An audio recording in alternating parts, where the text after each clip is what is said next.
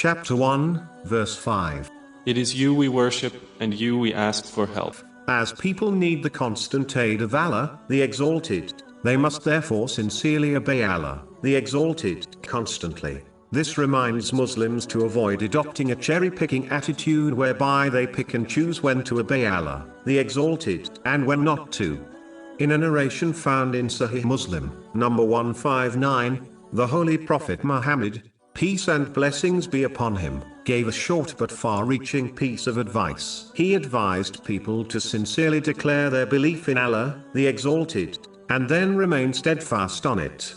Remaining steadfast on one's faith means that they must strive in the sincere obedience of Allah, the Exalted, in all aspects of their life. It consists of fulfilling the commands of Allah, the Exalted, which relate to Him, such as the obligatory fasts, and those which relate to people, such as treating others kindly. It includes refraining from all the prohibitions of Islam which are between a person and Allah, the Exalted, and those involving others. A Muslim must also face destiny with patience, truly believing Allah, the Exalted, chooses what is best for His servants. Chapter 2 Al-Baqarah, verse 216.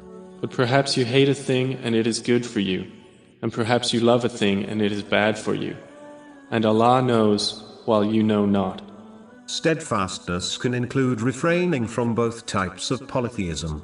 The major type is when one worships something other than Allah, the Exalted. The minor type is when one shows off their good deeds to others. This has been warned in a narration found in Sunan ibn Majah, number 3989. Therefore, an aspect of steadfastness is to always act for the sake of Allah, the Exalted. It includes obeying Allah, the Exalted, at all times instead of obeying and pleasing oneself or others. If a Muslim disobeys Allah, the Exalted, by pleasing themselves or others, they should know neither their desires nor people will protect them from Allah, the Exalted. On the other hand, the one who is sincerely obedient to Allah, the Exalted, will be protected from all things by Him, even if this protection is not apparent to them. Remaining steadfast on one's faith includes following the path set out by the Holy Quran and the traditions of the Holy Prophet Muhammad, peace and blessings be upon him, and not adopting a path which deviates from this. The one who strives to adopt this path will not need anything else, as this is enough to keep them steadfast on their faith. As people are not perfect, they will undoubtedly make mistakes and commit sins. So being steadfast in matters of faith does not mean one has to be perfect, but it means they must strive to adhere strictly to the obedience of Allah, the Exalted, as outlined earlier, and to sincerely repent if they commit a sin. This has been indicated in chapter 41 Fussilat, verse 6. So take a straight course to Him, and seek His forgiveness. This is further supported by a narration found in Jami' at-Tirmizi, number 1987, which advises to fear Allah, the Exalted, and to erase a minor sin which has occurred by performing a righteous deed. In another narration found in Imam Malik's Muwatta, Book 2, Hadith number 37, the Holy Prophet Muhammad, peace and blessings be upon him, advised Muslims to try their best to remain steadfast on the obedience of Allah, the Exalted, even though they will not be able to do it perfectly.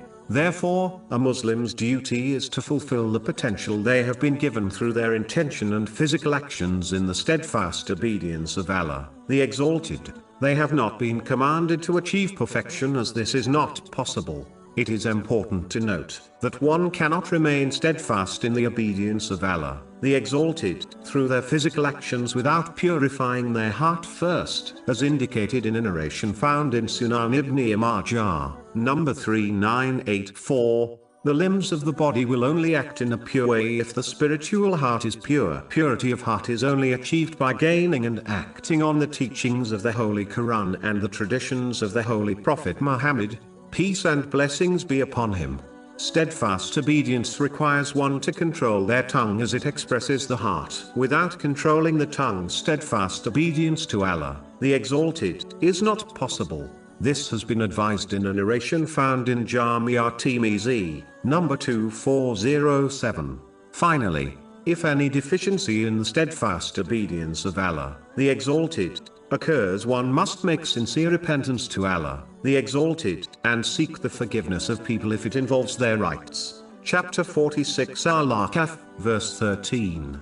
Indeed, those who have said, "Our Lord is Allah," and then remained on a right course, there will be no fear concerning them, nor will they grieve. In addition, just like a person does not worship something else in order to please Allah, the Exalted, like some of the non-Muslims of Mecca used to do, similarly, a Muslim must seek the aid of Allah, the Exalted, directly. This does not mean one should chart their own course to Allah, the Exalted, as the plural used in this verse indicates that they must journey down the path chosen by Allah, the Exalted, in order to reach Him safely. Chapter 3 Ali Imran, verse 31. Say, O Muhammad, if you should love Allah, then follow me. So Allah will love you and forgive you your sins. And Allah is forgiving and merciful. One must understand that holy prophets, peace be upon them, and the true guides of mankind do not act as barriers between a person and Allah, the Exalted, a barrier which must be pleased in order to gain access to Allah, the Exalted. Instead, these guides show a person the path which leads to Allah, the Exalted. Therefore, one must be cautious of those who behave as barriers between people and Allah, the Exalted, and expect people to kiss their hands, bow to them and become enslaved to them so that they can put in a good word on their behalf to Allah, the Exalted. This reality is destroyed by the main verse under discussion,